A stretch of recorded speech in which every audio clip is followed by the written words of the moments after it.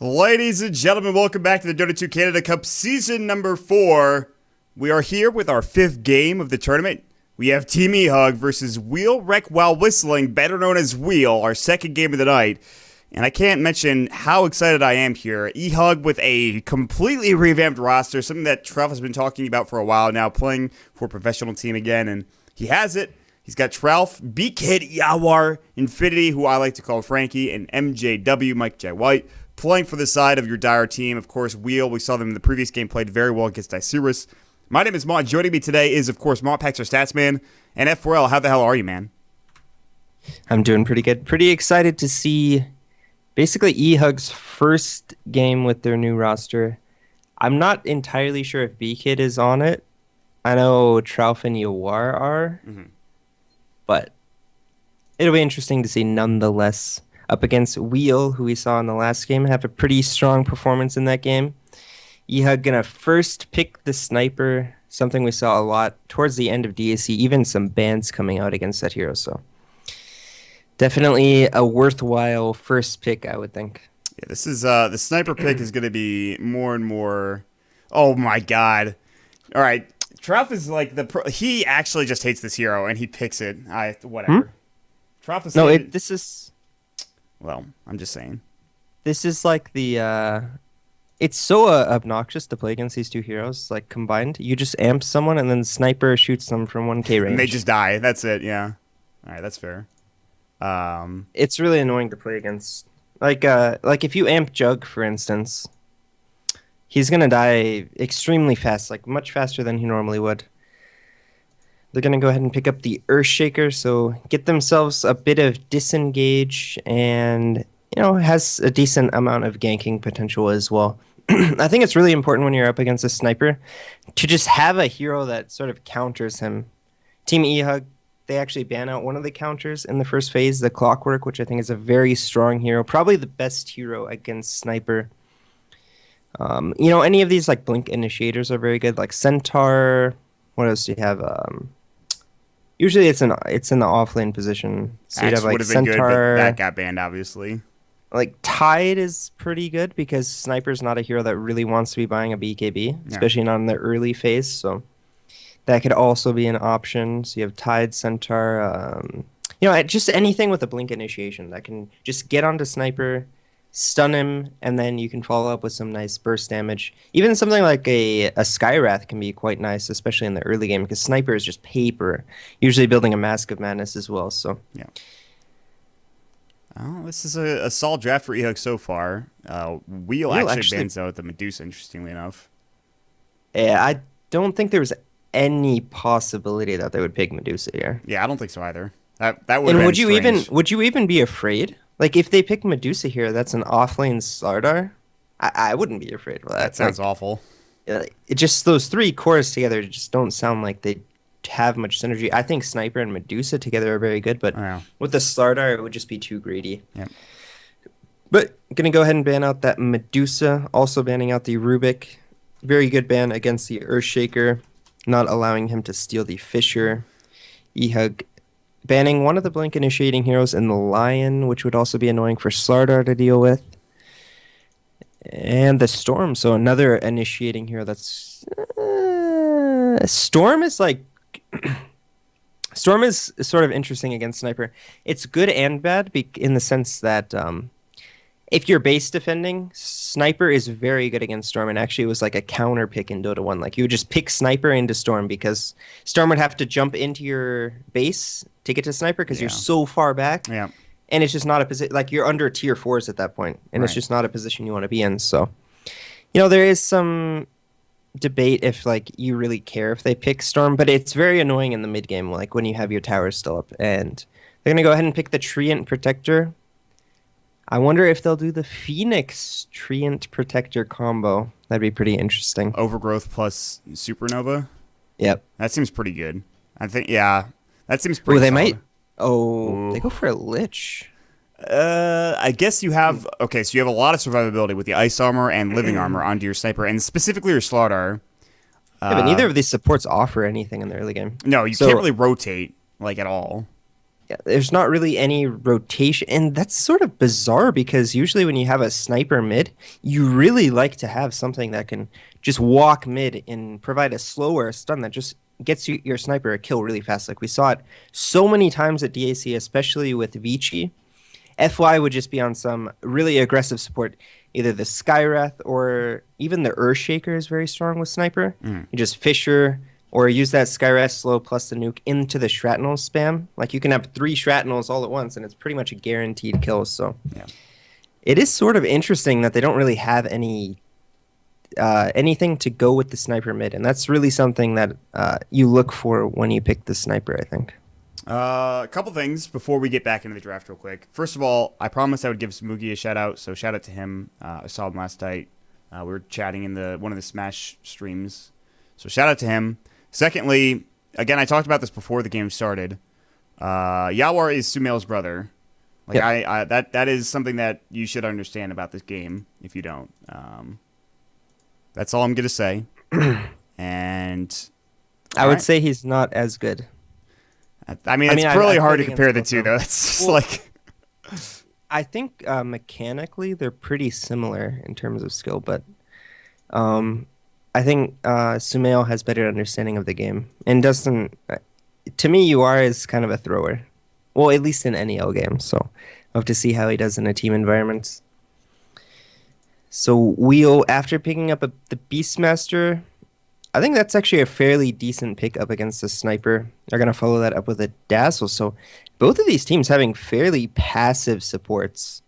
The Earthshaker can maybe get some stuff done if he can get some blocks, but for the most part, neither of these teams are going to be doing any sort of rotations or ganks with their supports in the early game. yeah, this is, like you mentioned, very passive. Just again, we saw a lot of this in the first game where it was just straight up farming for the first 5 minutes, and you have that when you have a jungle Enigma, you're not really going to rotate to the other lanes. We saw Scareth rotate mid like once or twice, but other than that, there wasn't any real aggression going through that game. And this could be the same thing we see for both of these squads early on, unless you maybe see eHug go aggro, which that could be a possibility. But You don't aggro with Lich. It's like really terrible. actually, yeah, never mind. I guess that's true. Yeah. And I mean, this Dazzle, I understand the Dazzle pick just because you're going to have the Weave, which can be quite nice up against the negative armor that Slardar is going to provide. You also, most likely, the Beastmaster is going to pick up a Vlad's, possibly even an AC. So you have 10 armor there, and then whatever Dazzle puts on top. So you're pretty much nullifying the effect of this Slardar pickup. And they go with the Necrophos, so I think the lanes are going to be Slardar Lich off lane, Treant Necrophos safe lane, Sniper mid. Most likely lanes, I think, for eHug. Well, we'll have a lot of options. They did the off lane Brewmaster in the last game. It could also be a mid, and they're going to go with the last pick, Tinker. That is a bold Interesting. decision. Yeah, I think if Tinker can snowball, it can be very effective up against a sniper. There's a lot of different item builds you can go. If you go for the Dagon, you can just completely blow him up inside of a Fisher. So I know that EG had a lot of success with Tinker at DAC. I'm just not sold on the hero yet. It's a bit risky to pick it because you don't have access to the ancient stack anymore. That's a big detriment to the hero now. Whereas you could have a lot of farm by just relying on those ancient stacks. You don't have that luxury. You can still farm quickly in the jungle. You can still farm quickly in lane, but it's just another thing that makes the hero. I think it's a worthy choice, though. And I think I was surprised that people just stopped picking them all together because I feel like the hero is still good, in my opinion. But I don't know. I'm sure I'll feel the same way once this patch hits and Axe is like. If Axe never gets picked again, I'd be very surprised after that patch. That patch did nothing for him, in my opinion. We talked about this earlier, but. For Axe? Yeah, you need to change that Q ability a little bit more, for sure. Yep. But I'm just afraid that if they change it too much, he's just gonna fall out. Because he's one of those heroes that, with his current skill set, is either extremely strong or underwhelming, and it's a bit difficult to find a balance. Because he's such a hero that he has to go all in, right? So if he goes all in and he just dies, then the heroes can easily seem underwhelming. I think the problem is that like you said, go back to Axe at TI2. Did you watch that? I think I asked you this before, but did you watch that Fierce video? Do you watch Fierce's videos at all? No. Oh, well, he made a video about how Axe was, like, right around TI2 was, like, Mission Axe. Just try to pick Axe at TI2. Like, he got picked once. That's the By crazy Puppy, thing. I believe. Yeah, it was Puppy. Right? Yeah. Yeah, they did Jungle Axe. I mean, Axe was a lot different back then. It was a way different hero. And Like, now it's his kind of ults- absurd to think about it. It was his ult, right? It didn't have the refresh when he killed someone. No, yeah, that didn't exist for a long time after And that. the mana cost was really large too, but the threshold at lower levels. Dude, was the a lot thing that lower. was good about the hero back in the day was, like, Battle Hunger. And then they had to nerf that for whatever reason. I don't remember why they nerfed it, but they totally did. They're like, oh, Battle Hunger's too good. Gotta nerf it. I'm like, what? Why? It didn't make sense. It's a little annoying to play against. Looks like we might have a bit of a tussle. B-Kid, what are you doing, B-Kid? buddy? You do not want to be. This is not the lane for you. Oh, just the tip for the Fisher hits on a B-Kid, but he's fine. It doesn't block him in. He's fine. Okay. That was really close. I think Goody miscalculated a little bit because of the boots. Otherwise, I think he would have gotten that Fisher block. But 30 seconds denying to the ward placement from B-Kid's Lich onto the block, so that's quite nice for them. The former Han player, if you will. A couple of former Han players, him and Tralf. I don't think anyone else did they, on this eHug side? You are? Did he? I don't Pretty know. sure. All right, well, if you say so. And Shruff. Yeah, I said that already.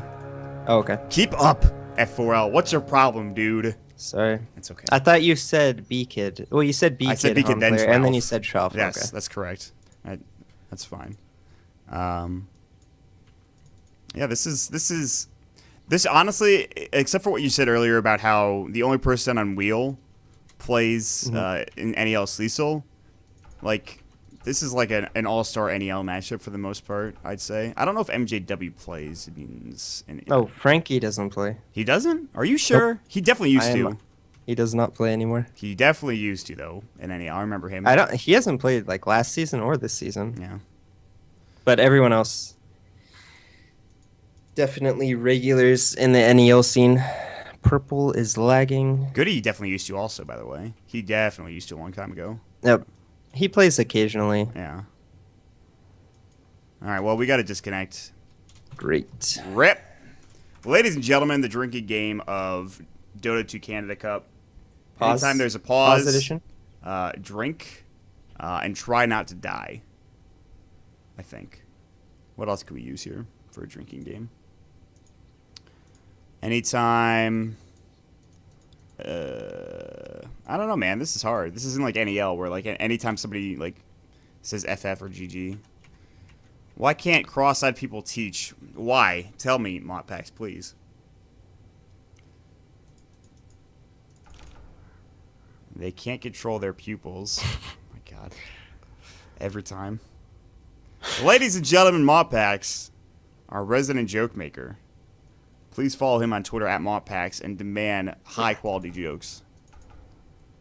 He will provide Yeah, he them. told me that he would give one joke per follower. Mhm. Absolutely. Make sure you guys check him out. That way he will just give you plenty of jokes. So he's a funny guy. This guy is. How does that Sniper. happen? That's a lie. You're lying. That doesn't. No. There's no way that actually happened. Sniper has his little wolf hat on. What is Getting this ready happening? for a long winter. Did you see? Apparently, somebody made. I don't know where this happened, but somebody made a Reddit What? post being like, "I can't tell people with cosmetics. I can't. I don't know what heroes they are. I don't know what's happening." With Oh, the and cosmetics someone in the made a game." post flaming them. Like, Yeah. how do you even He's play like, Dota? How do you play Dota then? Like, are you just? Do you have a brain? I'm like, yes. Excellent. I think people complain about the most useless thing. That's the thing that bothers me about Reddit the most. Is like, Twitch chat, they can be vicious, but generally, like, there's a lot of good people there as well. Not to say there aren't good people on Reddit, but, like, Reddit's just, like, they just say the dumbest shit about the dumbest things ever. Like, we need X, Y, and Z in Dota. I'm just like, really? You need that? Why don't you get A, B, and C first? Like, just relax, dude. We don't need, like, custom games yet. Like, just let's make the game good first, you know? I mean, the Dota 2 subreddit's only good for complaining, flaming, and dick sucking. Oh, damn. That's good. I don't know where you got that, but that's good. That's going to be a post on Reddit somewhere. But No. You're not wrong. Nope. That's all there is. Let me tell Nothing you. else. Let me tell you a story. I mean, what else is on the internet besides those 3 things? I mean, that's true. There are some good things on Reddit. I do not get me wrong. There's plenty of good content creation, and it's not like it's the worst website in the world. But people on Reddit seem to be the most entitled people in the world, honestly.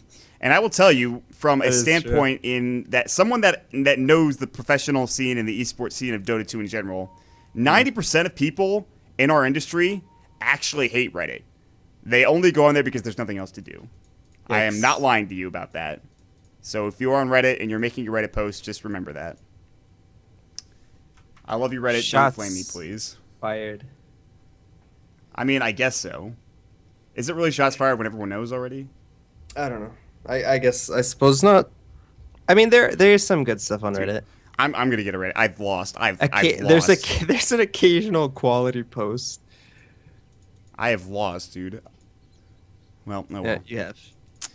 Oh well, rip my career. Hopefully, Relic gets back into the game before someone makes a Reddit post, so I can continue to cast the game of Dota.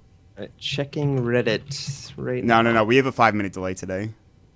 Oh, 5-minute delay. Damn. Yeah, I wonder why. Also, sort of shots fired. Oh, there's already a Reddit post though about Sumail's brother Yawar playing for eHug. Nice. We submitted a minute ago. Someone's getting in that karma trade. Let's go. You better share that with us. All right, Twitch chat. Who was it? Victory Von Boom. Who are you in Twitch chat? Please give me your name so I can gift you something. Yawar hype train anyone? That's what the post entails. 2 upvotes. I upvoted it. Excellent. Literally bash Reddit a minute ago. Trending. Literally bash Reddit a minute ago. Upvote a post a minute later. Let's go. Great. I am hypocrite. I will not lie about that. Oh, you know what we haven't talked about though? That comic yesterday. CM is apparently insane, and I like it. Oh. I don't read these things. Whoa! All right, you're not a Dota player. I was talking with a lot of people about that. I was getting hype. I'm like, Dota lore? What is that? That doesn't exist. Oh my. Speaking. All right. I was. Never mind. No. Oh, come on. You can't. Yeah, it sounded like you had a story to tell. I did, but it has to do with League of Legends. Oh, okay. Never mind. Abort. All right, I'm gonna do it anyways. Okay. I was like reading I read the League subreddit sometimes when I'm bored because there's nothing else to do. Much like how I read the Dota subreddit. But anyways, people were complaining that they were like okay, there's a character in League and her guns are called like Pow Pow and something fish or something. Why? And they changed it to rocket launcher and minigun. And someone made this like giant wall of text about how you're taking away this character's personality. What are you doing, Riot? Why are you ruining our game? And I was like, oh my god, all people do is complain on Reddit about everything. Nothing is good for you people. Like, oh, this game, why isn't it so simple? And then if it's too simple, they're like, why are you ruining the personality of characters, taking away our things? I'm like, Jesus. You can't see my face right now, but I'm visibly shaking my head in disgust. About which part? That it was League of Legends? No, that somebody would make a wall of text just based on that. Yeah, and alone. it was just because they changed someone's gun's name to rocket launcher and minigun, because that's what they actually are, but they like have names. I can understand why someone would be upset about that, I guess. And it was on the front page. I guess that says something about the League community. Dude, it's the same thing as every other community. That's just like that's where Dota 2's headed on Reddit if we're not careful. Like, all right, that is true. I will say though, I'm a big fan of that post by Stumbler1, who's complaining about people complaining about skins or cosmetics. Just like get him, dude. Go get him. Like, there's the occasional like somebody shits on somebody post, which I am a big fan of. That's just like the complaining about complaining. Yeah, but I mean, like that person deserves to get shit on, though. To be fair. There's That's okay posts today, apparently. Lots of stuff about the patch, discussion, Wyvern Spotlight from Dota I mean, Cinema. I like Reddit for like for Dota just because it like is like a good like couple minute time waster. Gotta have those in your lives. I just saw a Twitch chat talking about how I called them good people. Great. We have lost. It's okay. In a couple minutes, I'm about to be crucified for talking about the Yeah, other game. I'm The pretty game sure that you must did that. not You be did that during named. Dota Pit, and like everyone just went crazy for the No, entirety of the broadcast. no. I called something a champion. Remember? Yeah, yep. Yep. That's your biggest mistake. Champions. Champions. I mean, literally league. People get so upset. It just makes me laugh. Well, Twitch chat is way worse than Reddit. It's arguable. It's an arguable statement. There, I hope you're laughing at the same thing I'm laughing at right now. Yeah. Yeah, okay, good. Oh, man. Twitch chat, what is up? In-game viewers, what's up to you? I can't converse with you, unfortunately. Yeah, it's What is 5 minute good? delay. 5-minute delay, though. Whew. Manly It's Mob, rough more in- like rough salty in mod, pause am I time. right? What? Yes, super salt. Reddit is full of SJW. Yo, can we have an update? We're like, what is wrong with your computer, dude? Do you have some This issues? is the internet.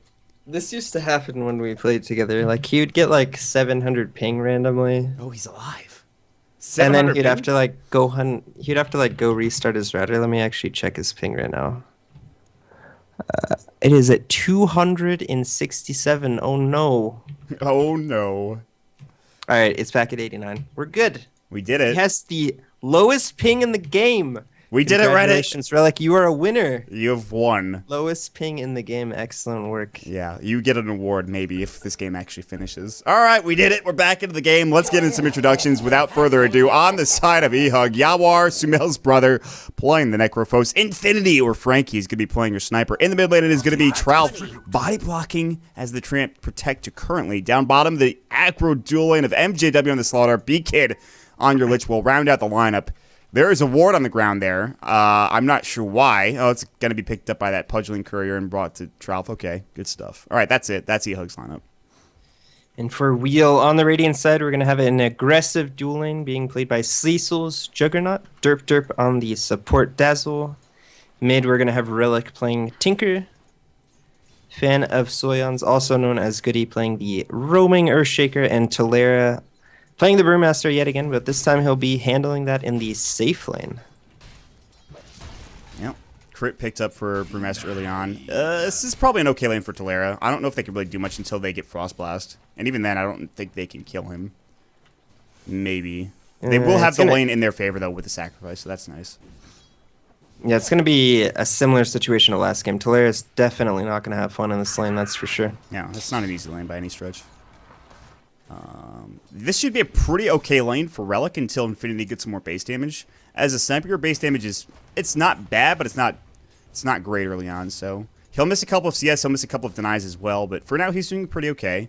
4 last hits to 4 to 3 denies for Infinity, surprisingly enough. Top lane somehow, Sleesel is the largest CSer in the game. Interestingly enough.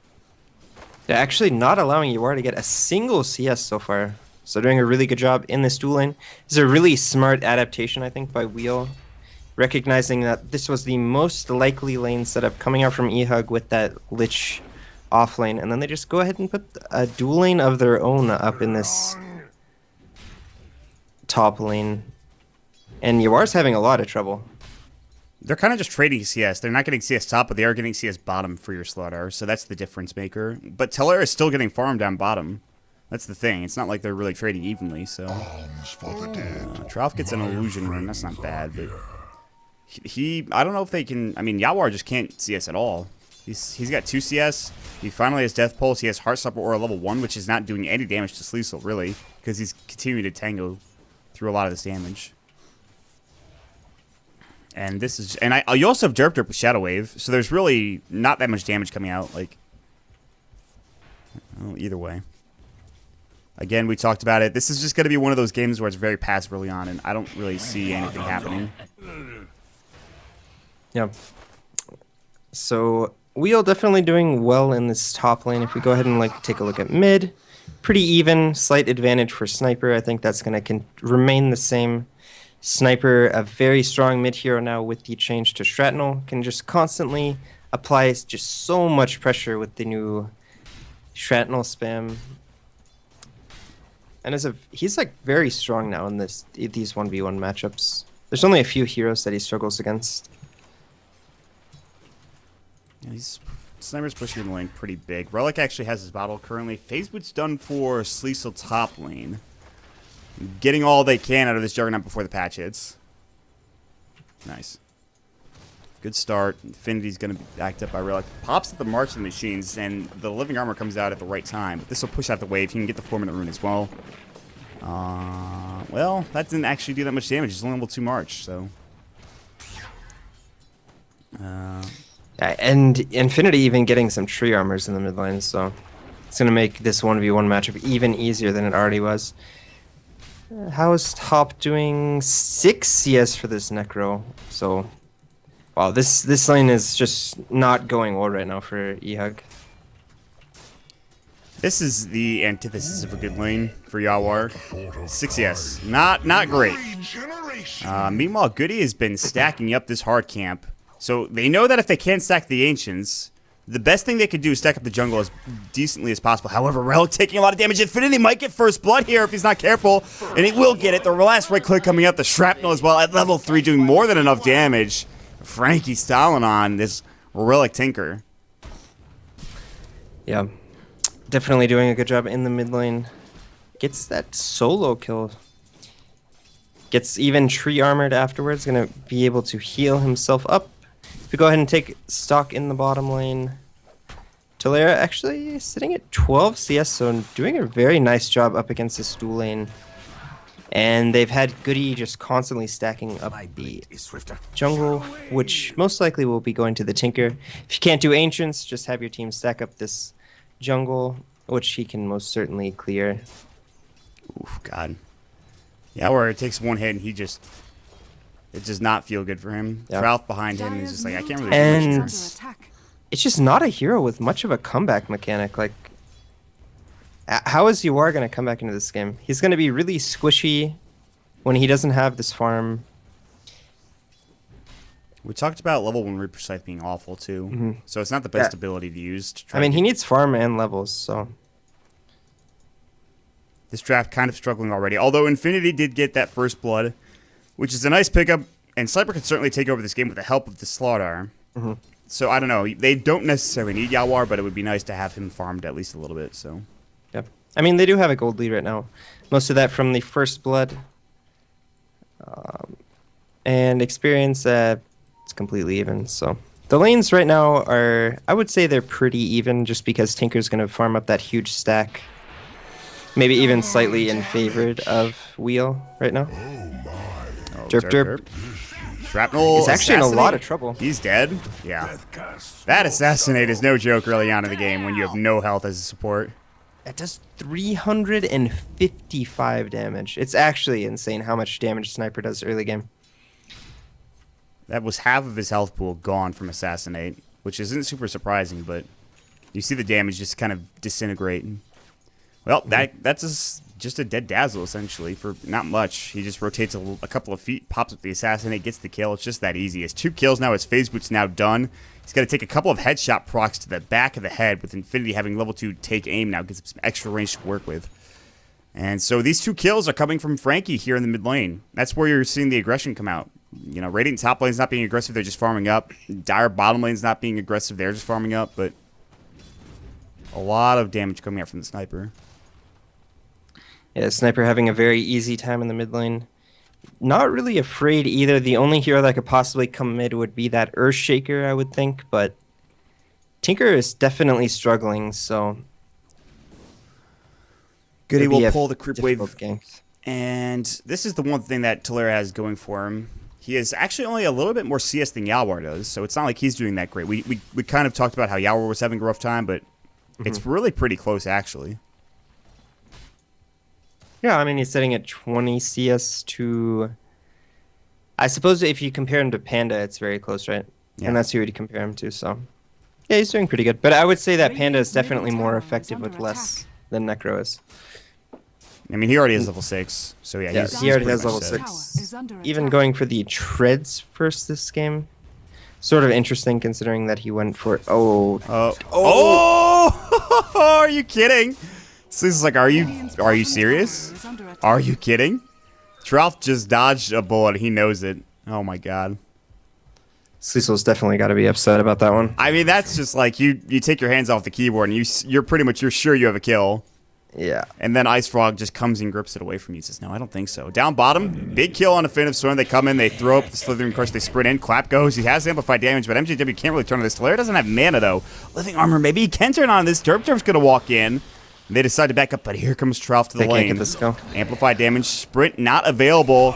Oh, you whiff, swing and a miss, and he's actually dead for that. Oh, and the Nature Skies, but a bit too late from Trough. That was an awkward engagement. That was just weird in all facets. Yeah, they just got a little too over-aggressive, trying to go back in for that additional kill, but ends up whiffing the Slytherin Crush and costs him his life. But all the meanwhile, Infinity actually going to farm up a stack of his own. Make sure that the Tinker's not the only one that can farm stacks. Now that with this new Shrapnel, makes it very easy to farm up these stacks of neutral creeps.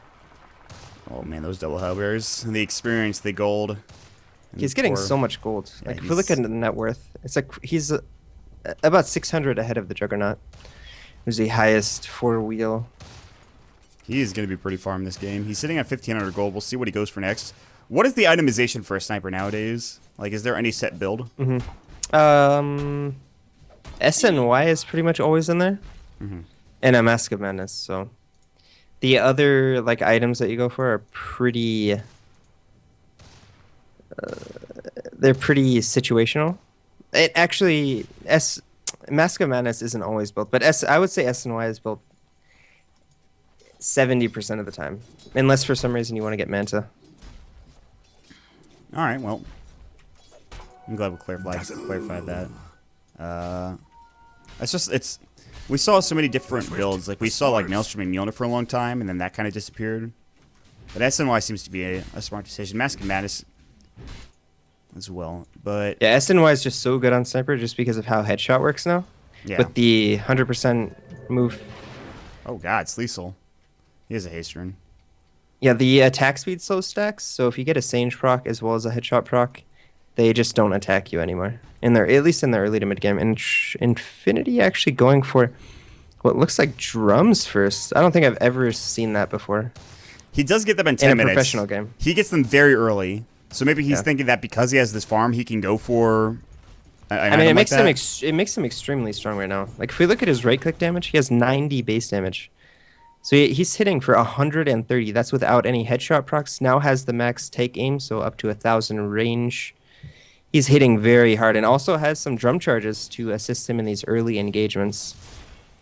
And I'm kind of just waiting for them to get involved early on here. What about... Okay, so this is something that people talk about a lot, specifically Trouf, and this is no surprise. We see Vanguard a lot from European teams that go for Slardar. Specifically NIP and Yonason fan love to get Vanguard first in pretty much every game, but he just gets straight up Blink Dagger. He wants to be involved. He has obviously not as much tankiness, but boy can he initiate. I think Blink is better for this game, just because he's their main initiator. Like, they don't really have any other hero that wants to initiate. And it will make it very easy. Like, if he can Blink stun someone, it'll be a very easy kill in combination with Sniper. But at the same time, we talk about the drum pickup for Sniper. If he doesn't accomplish anything with these drums, it's sort of a waste of gold at that point. Because they could just be a component of S and Y. Like, it could either be the Yasha or the Sage at that point. TP's mid. Relic, what do you have? Okay, boss is done. 12 minutes. Yeah, and this is a game where you get Manta, just because they have a Jug. Yes, that would be nice. The Omni Slash becoming not as useful. In fact, he only has level 1 Omni Slash. They're going to try to go with a Blink Dagger initiation. It will hit with the Slithering Crush, but he has Omni Slash. There's the Leech Seed going. He's going to Blade Fury out. Amplify damage now done. They're thinking about using the Reaper Scythe. Decided against it. Yawar couldn't get there in time, or he got fogged, one of the two. And they can't get the kill. Blade Fury's still pretty strong ability. I wonder if they could have overgrowthed into a kill. They were probably afraid of tanking the Omni Slash. Weren't really too sure about the positioning of other wheel heroes, so just playing it safe, letting him go. The bots is done now. So it was a 12-minute bots timing for Relic, by the way. Now, because of the change to Tinker, is that an acceptable timing or is that late? I have no idea.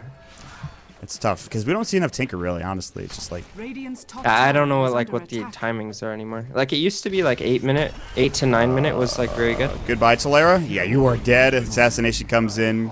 Goody's gonna get blinked on here within 5 seconds, or just Slithering Crush. He's looking to avoid an enchant. That's not gonna happen. Shrapnel's gonna go through. Right click. Echo Slam goes. It does hit on B-Kid and actually does a lot of damage. Infinity's like, I'm gonna get Omni Slashed. Team, help me. There he goes. He's donezo. Nice rotation from Sleesel. Good turnaround there. So it ends up being a 2-for-2. eHug coming out with the worst end of that, considering that Sniper died, whereas Wheel losing the support and one other course, but I would say Panda's less important to their overall drafting strategy than the Sniper. Sniper is the main carry. Yawar getting chased down by Relic as well as Goody and Derp, but he's able to get out. Some nice coordination from Wheel, but does not turn into a kill. Back and forth game. We haven't really seen anybody take the lead yet. Very close in terms of net worth, very close in terms of experience, although Wheel do have a 2,000 experience lead. And it continues onward. Yawar is starting to get back into it, but he's like, he should have gotten this mech probably 4 to 5 minutes ago because he was in the safe lane, but he just couldn't get any farm. Yeah, it's a pretty slow game at this point. Yawar does finally pick up his mech. Not too much happening. Sleesel now has the level 2 Omni Slash available with the Mask of Madness, so the next person he ult is most certainly going to die, even with Living Armor or Frost Armor or any other combination of these armor spells. And that's something we also didn't talk about. They have Living Armor as well as Frost Armor, so it's going to be quite effective up against the Juggernaut. Specifically when he's not in Omni Slash, the Frost Armor is going to slow him by 20 or 30% actually. So a 30% movement speed, so it's very significant. He's a rather fast dude though with Phase Blitzing Yasha and a Mask of Madness too. I mean, but it's something. I mean, 30% is 150 of like, because he has 500 move speed when he uses Phase and MON. It's a big chunk of your move speed just gone. Oh, this dire play though into Roshan. No Radiant Ward. With Infinity's damage, they have a medallion. No, actually amplified damage, excuse me. This is a quick Roche. And the smoke coming out. Goody is here. So Talera has a Blink Dagger. They know they're going to jump right in. Maybe Fisher's going to go first. And that shrapnel stops the Blink from Talera. He can't get in. Travel's like, I need to get Overgrowth off. He hasn't used it. Now the Panda Split going. Johnny W can use his Overgrowth now, but he's actually out of mana. They do get the Aegis going in. That'll be Infinity picking it up, but they're stuck in the pit. The Brewmaster Split is doing some work. Caesar walks in. He has Omni Slash. Yawar is in trouble. Shrapnel's still going, but Frankie, he's going to get Fishered up. There's the Aegis. They're going to save the Omni Slash, but the Blink coming in. The Slithering Crush. Now they have the Chain Frost as well on it too. Omni Slash going in, but it's split between 3 heroes. Sizzle taking some right click. Talera out of the split. Now Living Armor going. The Assassination canceled up because he's in his Blade Fury. And they're going to look to try to get Sleesel here. Blink, Slithering Crush again. Now the Overgrowth. Assassination. They finally get the kill. It's 3 for 3. Somehow eHug are doing okay in this fight. They're trying to run away. Infinity looking to right click on Talera. Now pops the Drunken Haze. Gets the Living Armor as well. Still chasing him down. Infinity just kind of waiting. Gets clapped up but not really taking damage. Blinks across the river. Not going to assassinate. In the end, it is a 3 for 3 trade plus an Aegis. But 4 heroes actually died. And respawning right at the end of the fight is Yawar. So it's actually a 3 for 4. And we'll get in the better end of that trade. And the buyback coming from Trout, by the way. Yep. Wow. Trout almost even dying back there. But fortunately able to scathe away at the end. Sniper using up the Aegis actually goes for a Shadow Blade. So very interesting item pickup for him. I think it's pretty strong against Juggernaut, just because usually Jug is not going to have any detection on his person, and so you'll never get solo killed by the Jug, which is always a concern. when you're playing something like a sniper into a juggernaut. They'll probably buy a gem at some point, maybe some sort of detection. But yeah, Cecil has some wine out. That was a really solid fight coming out from Wheel. I think if Talera had blinked in, if he didn't get shrapnel, they'd destroy everybody. They'd kill everybody and probably get Roche too. But he couldn't get in the pit. That's sort of the power that Sniper has. Definitely good up against all these blink heroes. Cecil could be in trouble. He has vision. He knew. Does he? He knew about Yawar and at the very least Trell. Oh yeah, he knew. You're right. But he might die anyway. Or not. Well, Talera's sitting here, so. Yeah. This is awkward. And I don't know if they saw that observer ward get placed down. They should have. They would only notice if they were clicked onto Trough, so he's probably safe with that placement. It didn't get pinked out, so he might just stay there for a while. Meanwhile, B-Kid, Slitch has been kind of underwhelming. Bottom lane. It looks like Cecil is actually going to go for the SNY on the Juggernaut. Pretty common item build that we see. There was like a period of time where Manta and Mom was the build, or at least. Well, you just get SNY unless you think you need a Manta. So, not prioritizing the Manta this game, even though it would be quite nice up against the Overgrowth. But he can always spin out of Overgrowth. So yeah. SNY is just such a cost-efficient item, and it's so good. Sluice's gonna walk to the high ground. Oh, yes. Tower's getting living armored. Infinity's gonna back up, throw another shrapnel up as well. And Sluice's gonna go for it. Dire's structures are fortified. They're scared a little bit, but they do have. They can fight into March, which is like. There's nothing more comforting than fighting into a March of the Machines, or double March for that matter. Yep. That just feels so good. You can't do anything. Yeah, they like zone in the last Roche fight. They just like completely zoned all of the heroes from coming out of the Roche pit with the March. eHug looking to split push the bottom lane, not wanting to push into this or defend up against the double March of the Machines. Dire's middle tower has fallen. Looks like Wheel's not going to decide to defend bottom as there's not enough HP left on that tower. Radiant's bottom tower is and it's too difficult to TP down there when they're already set up. Sleesel completes his Saint Yasha. Dire's middle tower is under attack.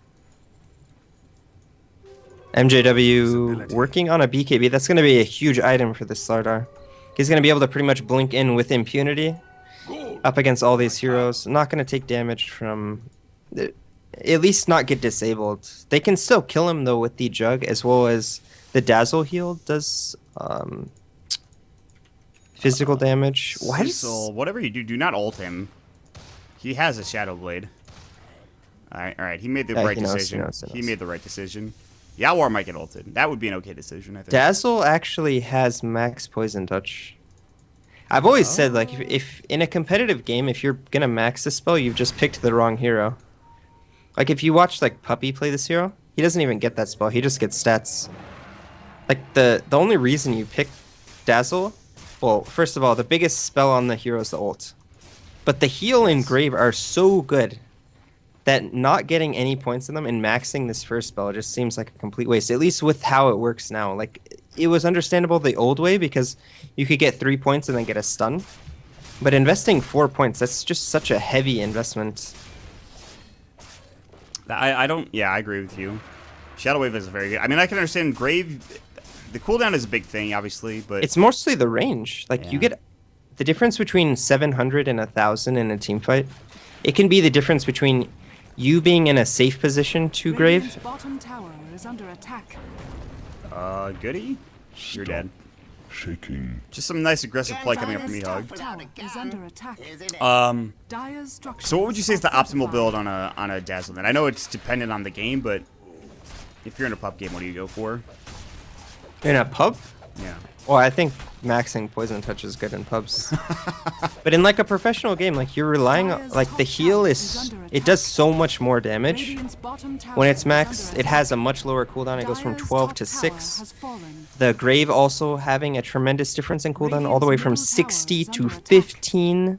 It even decreases in mana cost, increases range. Like Grave most likely is the spell that you want to max first. There's some times when you want to max heal, like if you have some heal bomb strat, but I think if you're not like getting these spells, you should just pick a different hero.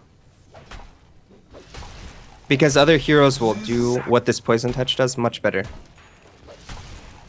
There's a lot of options, but they go for the Dazzle. They have Grave. There's nothing to go through it, which is nice. They'll TP home with Derp Derp. And Did we talk about Relic's item progression? He No. actually picks up a Dagon, so... the old school, well, not old school, but Blink Dagger Dagon coming out for the Tinker. I wonder... Seems nice. I think... Do you know if like people are leveling up Dagon now since Ethblade has a projectile, or if they still go Ethblade, or if they go Hex after Dagon? I'm actually not sure what. Well, like, he picks up an Ultimate Orb, so he's probably going looks Hex. like it's gonna be a Hex step. The thing is that a lot of people will they'll pick up one level in Dagon and then build something else, which we saw a lot with the Ethereal Blade. I guess that's what you're asking. Well, the reason why you did Dagon 1 Ethblade is because the cost per damage was more with an it's more Ethblade effective. Dagon 1, Yeah. and the Ghost Scepter was really nice. I'm it not looks sure. like I don't some know if anyone effective builds effects. Ethereal Blade anymore. Like, even on Morphling. Yeah, I don't think so. Well, on Morph they still do. Okay. That's mostly though because like the agility is very nice, but on Tinker you don't really utilize that agility. Yeah, I don't see Ethereal Blade being a good item on Tinker anymore. I think they need to change it where if you change the projectile, you need to make the stats more equal for the rest of the heroes in the game other than agility heroes. It's such a strange item too. I don't know. I'm pretty sure they. Yeah, why isn't it an agility item? I don't know. Dire's They bottom made that so change. weird. They made the change to the Yeah, like projectile. to make it all stats. Well, that Dire's obviously. bottom tower is under That was a attack. long time ago. That was a while ago.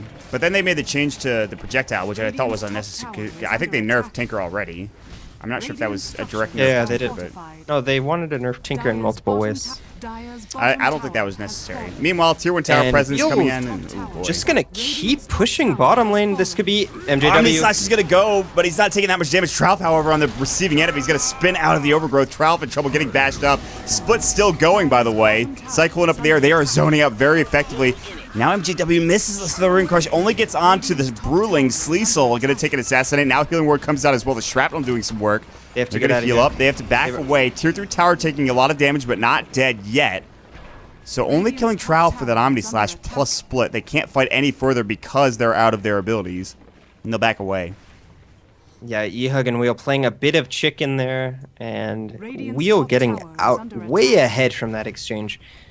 Sure, they trade at like eHug. They only get a tier 1 tower from that. Wheel get this tier 2 bottom tower. They get a lot of damage onto this tier 3 tower, only sitting at, well, I say that, but that damage actually does not mean a thing. They have Since living a armor. tree. Yeah.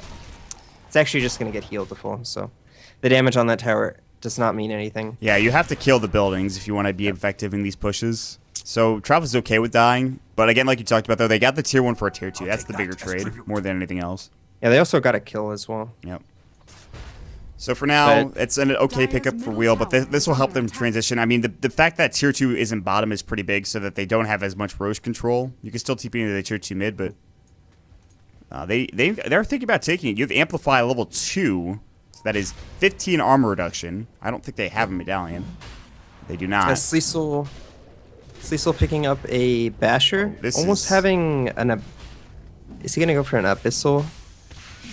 We'll see. They know Right that now. they're doing Roche. Yeah, though. this is Trout is right under Ascension Ward. He might be dead. The split is still dead, or still down. So they're gonna get Roche. Roche. Trout will fall here. Maybe he's actually solo. The Chain There's Frost that- Reaper Scythe is gonna go. MJW is thinking about initiating, but gets missiled up. The March doing too much, but they are successful in their Roche taking abilities, and they get a kill on the back end of it.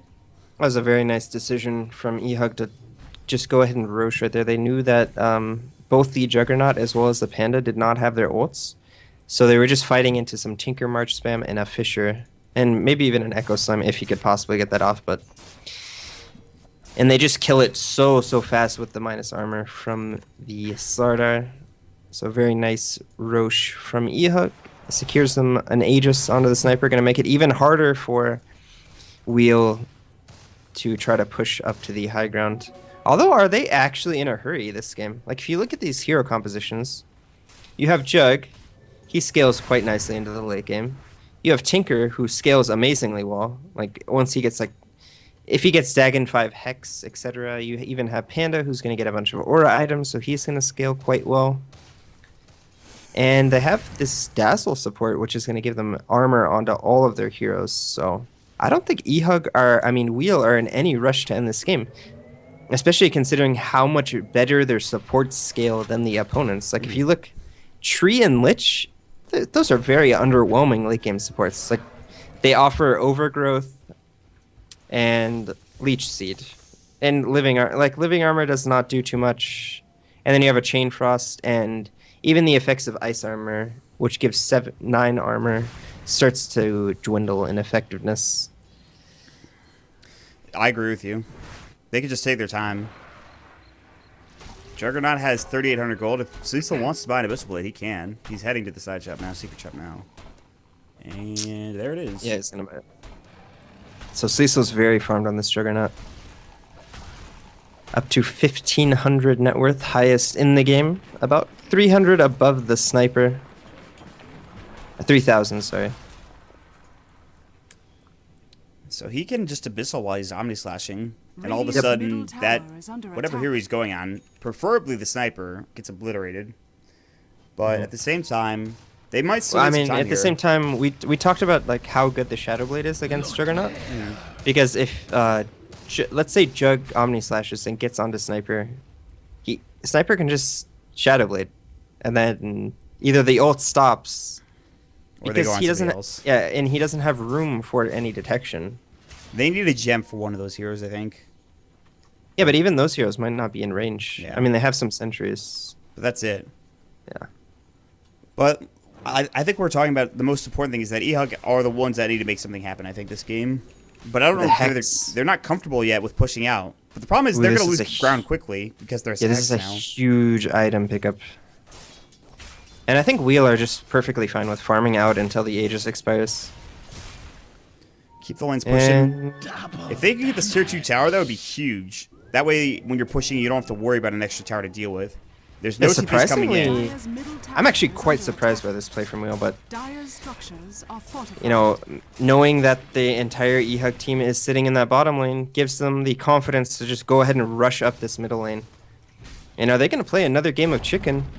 Yep. Dire's middle Yeah, I think they tower are. has fallen. Yep. Radiant's And this bottom is tower definitely is under favoring attack. Wheel. Like, Dire's they middle have to tower kill this is tower under though, like attack. we talked about it before. Radiant's If they only get structures damage on are this tower, then fortified. this is perfectly fine for eHug. Well, perfectly fine in the sense that they don't lose it. Well, they're just going to heal it up. The problem is that they traded a tier 2 tower for nothing already. Bottom lane No, is... tier 2 for...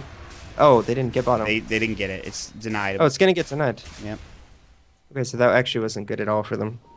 I think they got a little scared. I believe they could have just taken that. Because if we look at the damage on mid, it was not very significant. And they have tree armor to heal it up, so you just have to make sure that it doesn't die. And the disables from Wheel are getting very scary. They have the Abyssal Blade and the Hex, so Tinker gonna be able to throw out multiple hexes during the team God, the fights. permahex, I forgot. Man, that sounds awful. Yeah, especially for heroes like Sniper. Like, if he ever gets a Hex on Sniper, Sniper's just done. He's out of the fight for good. You have to lock down Relic, but that's so hard to do. You need to have MGW dedicated, or you could Reaper Scythe him. That might be okay. He's almost all through Reaper Scythe. Mhm. Yeah, and the only person with with a BKB right now is MJW. Maelstrom build for the Sniper. Oh, Relic actually showing where his ward is. Oh, but it's a bait. He's going on B, Kid the Dagon. The fish are coming in. Omni slash goodbye, Tralf. It's been nice knowing you. 2 kills immediately. eHug fall quickly. And no buyback on either of their supports. Might be go time. Not the heroes they want to kill. Yeah, I mean, they do spend the Omni Slash there, which I think was completely unnecessary. Just because of that situation, maybe they didn't have vision anymore, so better safe than sorry. Just blow those 2 heroes up. But now they're not going to have Omni Slash for this uphill engagement. And we talk about how important this hero is with Omni Slash. It's a very ult dependent hero. Like right now, he's not going to have. There's no threat to the Sniper right now from the Jug, as well as the Necro even, unless they get sheeped. That's really the only threatening. Maelstrom procs. Cecil's taking a big chunk of damage with every right click they throw out. The Reaper Scythe, they get the Grave off. Ooh, that was close. Derp was Very holding nice on to grave. that one for a long time. And actually, the Reaper Scythe is cooldown, but Omni Slash is still not available as well. Oh, Sleazel styling. Blade Fury is the assassinate. I think he saw it come out with the ward. That was pretty nice. He wants to go back in, like you talked about. No, Omni Slash. They're getting antsy. They want to go. Triple Fisher, Slithering Crush onto 2. Blink Clap, Split going as well. Sleazel manning up. Abyssal Blade's going to go, but there's the Overgrowth. Echo Slam coming in, doing no damage from Goody. Sleazel still alive, but barely. Omni Slash not up. The Hex onto JW, but he will fall. 2 down on both sides. Now Yawar Relic cleaning him up. 3 heroes dead on the side of eHug. Yawar getting brought down the clap. The right click. Ultra kill for your Tinker. And he just blew everyone aside. Tolari's going to walk up to the high ground. He has the gem, by the way. And they're going to go for this tier 3. MJ is still the only one alive. He can blink Slithering Crush maybe, but that might be inadvisable. This tier 3 should fall. Relic back into the base. What a fight coming up for Wheel. Yeah, Relic just doing so much damage. We talked about it. If he was able to get to the backline and especially onto this sniper, he would just permanently hex him. Ends up getting the kill. Very nice play from Relic to find the sniper and then just hex him up for the duration of that teamfight, as well as killing him. Ends up with an ultra kill for himself. It only really results in a tier 3 tower loss, so not going to be the end of the game for eHug. But if we go ahead and take a look at net worth, Wheel in a commanding lead, about 10,000 gold at this point. It's just going to be so difficult going up against all the disables now that Wheel have, with the Hex as well as the Abyssal, which I don't even think was used in that last fight, by the way. I don't think he ever used Abyssal. He did. It was on MJW, and when he was BKB'd. Oh, he did? Okay. Yeah, he did for sure. But MJW didn't go down because he was BKB'd. But it was mostly Relic doing all of the work there. There was no Omni Slash whatsoever. The right click from Cecil was barely given. A lot of the damage Cecil did a lot of damage. He got graved, so he was able to right click for an additional 5 seconds, which was pretty big in that fight. He actually goes for Assange. Is this a halberd? Or No. He just. Why did he disassemble it for Manta? He just disassembled it for Manta. Okay. Manta's definitely the better item here, and I think he realizes that now. He could have also gone for a BKB, which could have been nice as well. Usually, I think when you go for an S and Y, and then you realize that you want something that gets you out of overgrowth, etc. I think BKB would have been the better choice, just because they have a lot of magical damage as well. They have the Reaper Scythe. If your BKB won't do anything, the Slardar stun won't do anything. The Sniper headshot cannot hit you, like the slow part. Yeah. And there's a lot of spells that just won't do anything to you, and Chain as well. So I think BKB might have been a bit of a better choice. Oh boy. The gem. Oh no. That Abyssal wasn't necessary. They get the kill regardless. They could have hoped for first bash and killed him regardless of getting one or not, but Abyssal down for 50 seconds. But they're going to head right to the high ground. They really need an Assault Cross. Had they had an Assault Cross when they were pushing him to the base with Talaria, I think he gets at least close to getting that Rax when they win that fight. Yep. He doesn't have it yet. He's getting close, though. Yeah, it doesn't look like they're going to get anything off this tree kill. Roche is up in 15 seconds. So if they could just wait, which they should. Oh, can they find Relic? No, it's going to cancel the blink with the march, so I'm not going to be able to get this kill. Oh, I don't think he should come back in. No, I think that would have been fine. He would have just... Actually, no, you're right. Your War has blink hex, so... That's how they have to kill the Tinker now. They have to find Tinker now with the blink hex. The problem is they have to really deal with the Grave too now. That has been doing some work. That is true. The Grave was instrumental in that last push. It just completely wasted the Reaper Scythe cooldown. We're going to see some action here. Overgrowth's going to go. Cecil does not Blade Fury out of it. He mantas. Omni Slash is about to go. Maybe. There it goes. But it jumps to some illusions. Yawar getting blown up regardless. Trout's dead as well. Hex up into Infinity. They're going to continue to perma-hex him. There's going to be the rearm. Another Hex goes in, and Infinity in some trouble. Getting chased down by the Fire Panda. There's the Boulder Toss. He Manta dodges it, but a third one comes out. That's 4 dead on the side of eHug. And this should be Rax, if not the game. Buyback for Infinity. He has to use it. But that was Relic just putting in work with 3 freaking uses of that slight device, just ridiculous. Sleazel wants to run at Infinity. His Abyssal is up at 26, but instead he's going to head bottom to the bottom rack, the tier 3 tower. Jumping in his Relic way into the base. This is actually a problem. Hex is not available. No rearm there either. Kind of just throws it away by going too deep. He does have buyback, but he should have just stayed back, I think. Ooh, the Ethereal Blade coming out, or the Ghost Scepter actually onto the Assassin, not Ethereal Blade, excuse me. Chain Frost is going to kill him. Bounces to Sleazel. He pops the Mom to take extra damage. Continues to bounce to him, but he should be fine regardless. Although MGW on the hunt. He's got enough mana for TP. They blinked the wrong way. What a juke from Sleazel. Stays alive. Yeah, I mean, had he ran straight, he would have just gotten seen by MJW. MJW might get the consolidation kill in Derp Derp, but opts not to chase there. They're going to get Roshan. Sniper got 1,400 gold for that Tinker kill. That is very huge. He needs something, though, to deal with this Hex. He needs a BKB. The problem is he wasted all the gold that he would have had more had he not bought back. Let's just put it that way. But Yeah, that's true. Ralph is being a funny guy, apparently. All right, so Infinity has an Aegis now. Wheel probably going to take it slow. We talked about how they're not in too much of a rush with their current lineup. Sleazel actually buying a BKB, ends up selling the Sange. Not a very useful item at this point anyways. Yeah, I expect Wheel to just wait out this Aegis. You don't really need to do anything. You're up a lane of Rax, you can just use that pressure, push out the other lanes, avoid fights until the Aegis expires, and then just go for another team fight. Yeah, I think we'll have this. This is their game to lose. We talked about that a lot last game. It's the same. Oh, you also talked about BKB for Jug, and I'm not sure if you mentioned this, but Jug has one. Yeah. BKB. Yeah. Okay. Well, just clarifying. Not a bad purchase for Sleazel. Down bottom. eHug are trying to look to get something done here. They might rotate mid. Wow, there's still a tier 1 tower mid left. That is alive at 40 minutes into the game. That is...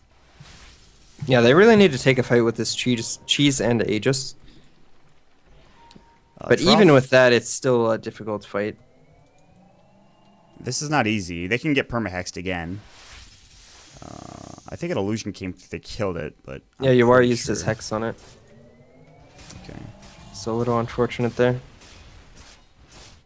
They're going to head bottom instead. This is the smarter play, I think, for eHug.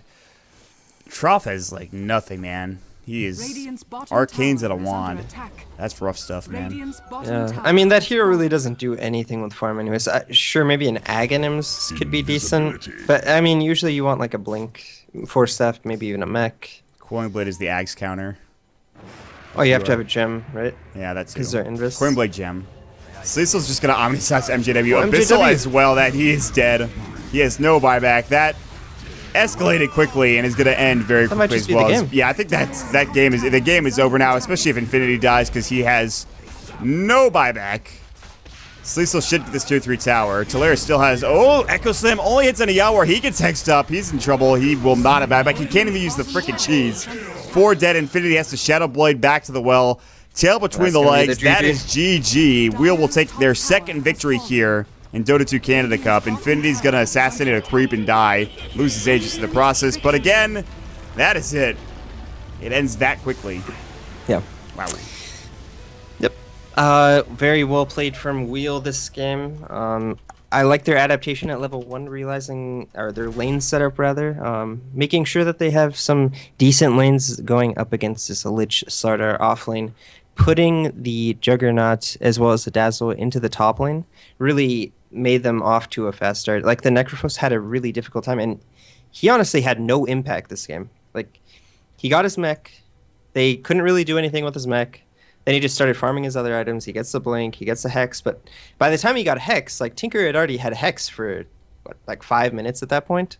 And with no lockdown for this Tinker, I mean, Tinker just did whatever he wanted. He was just blinking, rearming all over the place. We saw it, especially in that mid-team fight. He finds Infinity, hexes him up 3 or 4 times in a single fight. Just able to use everything on him, as Sleazel on the Juggernaut is able to, you know, kill one of these other priority targets, either the Necro or the Sardar, and eHug just didn't have the answers. And we talk about how, like, these support heroes, they don't scale into the late game. Like, Treant, Lich, it just seems like an odd duo as well. You're going very all in on the laning phase, and I'm not sure that they had the correct heroes to do that. Like, if you're gonna go all in on the laning phase, instead of Necro, why don't you pick something that snowballs better, like or something that's a bit stronger in lane, maybe a Quap or Yeah. It just seems like these Necros, and especially have been picked sort of out of place. Like, sure, you can go into the late game with these heroes, but then you have two supports that do absolutely nothing in the late game. That was the biggest issue, is that Necro didn't do anything in the laning phase. He got absolutely trounced early on in that game, so not the best draft maybe from Trout, but I think it was okay. I just think that it didn't come together like they wanted. Like they were sort of forced to go late game because the Necro didn't do anything in the laning phase, and then you have two supports that don't do anything late game. So, but definitely a strong start for Wheel. They are now 2-0 in the group stage. What's our next match? Oh, we're gonna have Union Gaming versus eHug. So eHug gonna have an option to redeem themselves and go 1-1. Well, let's see if there's any pauses next game, ladies and gentlemen. We are on a pretty long delay as well. Again, my name is Mott. With me is, of course, MottPax and FWorld Dota. Make sure you follow us on Twitter, at MottPax, at FWorld Dota, at MottDota as well. Again, shout out to our sponsors. We have G2A, we have Twitch, we have SteelSeries, of course, which there's a giveaway for a SteelSeries rival mouse, which you can check out at twitter.com/DotaToCanada. Make sure you check it out over there. I think it's a retweet. And, of course, Xfire, the new tournament platform for gaming. Shoutouts to them. We'll be back in just a moment with Union Gaming versus eHug, guys. Stick around.